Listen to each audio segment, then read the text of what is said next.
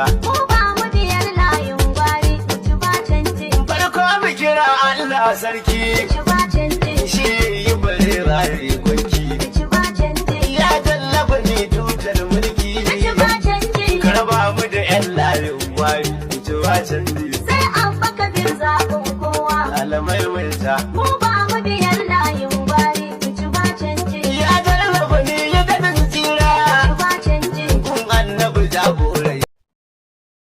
Masu saurare ku gyara zama tsaf domin jin sabuwar wannan waƙar har ƙarshe mai taken sai abba kabir zaɓin kowa majibatin ji wadda a halin yanzu dai shahararren fitaccen mawaƙin nan na siyasar Najeriya wato daidai da kotu rara yau injiniya Abubakar Yusufa a halin yanzu tun bayan da injiniya Abubakar Yusufa ɗin ya koma jam'iyyar APC mai mulki ta Bola Ahmed Tinubu Asuwaju Baba.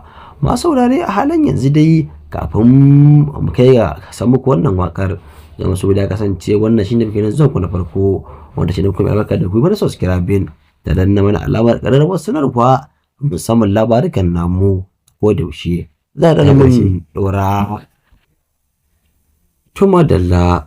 Masu saurare kamar da yadda kuka gani kuma kalika da yadda kuka ji wannan ita ce nan sabuwar wakar da shahararren mawaƙin 'yan siyasar Najeriya nan wato daidai da kahuta rara ya yi wa injiniya Abubakar Yusufa mai taken sai Abubakar zaɓin kowa tambayan da ya kuma jam'iyyar APC mai mulki. Masu rare in ba ku manta ba tambayan da injiniya Abban ya koma jam'iyyar APC mai mulki ya bar kuma jam'iyyar NNPP mai alamar kangwari. To masu rare ta anan gun ne wannan fasihin mawaƙi wato da rara ya dinga yi wa Abban wasu kalar waƙoƙi na wato dai murna da kuma dai tashi farin ciki. Ƙarshe kuma a halin yanzu sai ga shi jagoran nan na jam'iyyar NNPP ɗin dai mai alamar kayan gwari shi ma ɗin a halin yanzu an bayyana cewa ya kuma jam'iyyar ADC yayin da suke shirin yin maja tsakanin shi da wato dai Peter Obi da kuma dai Alhaji Atiku Abubakar yayin da suke shirin kayar da Bola Ahmed Tinubu Asuwaju Baba a shekara ta 2027 yayin zaɓe.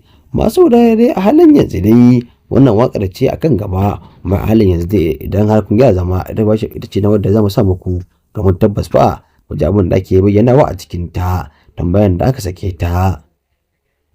Amma masu dai duk ba ma wannan ba shin da gaske an yi wannan waƙar mai suna mai wannan sunan sai Abubakar zaɓin kowa ko dai ba a yi ta ba.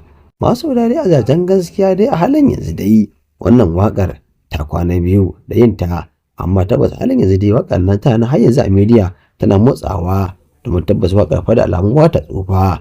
To Allah kyauta ne na kawo ƙarshen shirin nan wannan kenan ta jama'a.